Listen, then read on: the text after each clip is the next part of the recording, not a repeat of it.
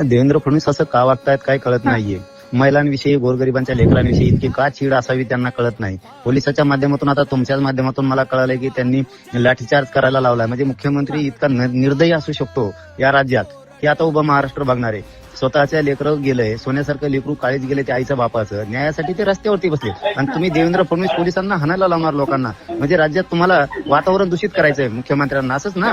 दुसरा अर्थ काय होतो, लेकीला तर न्याय द्यायचाच नाही तुम्हाला. तुमच्याकडून तर ती प्रक्रिया पूर्ण होतच नाहीये. आज त्या कुटुंबाकडे जायला पाहिजे मुख्यमंत्री म्हणून, त्यांनी त्यांच्याशी बोललं पाहिजे, त्याचा एन्काउंटर केला पाहिजे त्या नराधमाचा. हे काम असतंय. एक छोटीशी मुलगी, तिच्यावरती बलात्कार करून, अत्याचार करून तिला मारलं जातंय. इतके क्रूर मानसिकतेचे लोक, त्यात असल्या नराधमांना तुम्ही पाठबळ देणार, याचा अर्थ असा होतो मग लाठीचार्ज करणं म्हणजे काय, दुसरं काय होतं त्याचा अर्थ? तुम्ही असं का वागायला लागला हे मुख्यमंत्री कळत नाहीये.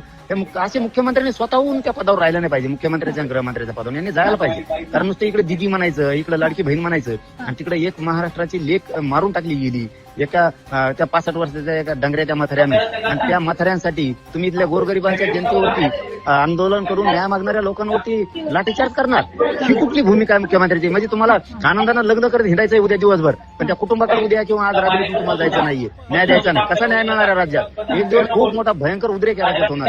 आम्ही तर त्या कुटुंबाच्या पाठीशी 100% आहेत. आम्ही सुद्धा उद्या जातोय तिकडे, बघतो कोण कोण कसं दडपतंय आंदोलन, काय काय करतं, न्याय कसं काय देत नाही आम्ही बघतो. आम्ही आहे त्या कुटुंबाच्या पाठीशी. धन्यवाद सर, धन्यवाद.